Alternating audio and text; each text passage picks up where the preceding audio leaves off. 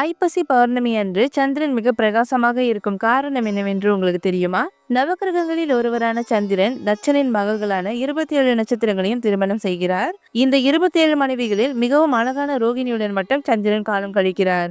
இதனால் மற்ற மனைவிகள் தங்கள் தந்தையான தட்சன் புகார் செய்கிறார்கள். கோபம் கொண்ட தட்சன் தனது மகள்களை சமமாக நடத்தாதனால் உன்னுடைய அழகு ஒவ்வொரு நாளும் ஒவ்வொன்றாக அழிந்து மறைந்து போகட்டும்னு சந்திரனுக்கு சாபம் கொடுக்கிறார். சாபத்தின்படி சந்திரனுடைய கலைகள் ஒவ்வொன்றாக மறைந்து பொழிவிழக்கிறார். தன் கலைகளை இழந்த சந்திரன் மீதமுள்ள கலைகளை தக்க வைத்துக் கொள்ள திங்களூரில் உள்ள கைலாசநாதரிடம் தன் சாபம் நீங்க வேண்டும் என வேண்டுகிறார். சந்திரனின் 16 கலைகளில் 3 கலைகள் மட்டும் மீதம் இருந்த நிலையில் சிவபெருமான் சந்திரனின் வேண்டுதலை ஏற்று அவருக்கு அருள் புரிகிறார். அந்த 3ஆம் பிறையை தன் தலையிலும் சூடிக்கொள்கிறார் சிவபெருமான். பௌர்ணமி அன்று சந்திரன் தனது சாபம் நீங்கி 16 கலைகளுடன் பூரண சோபையுடன் விளங்குவார். அன்று சந்திரனின் கலை அமிர்த கலையாகும். அதனால்தான் ஐப்பசி பௌர்ணமி அன்று சந்திரன் மிக பிரகாசமாக இருக்கிறார்.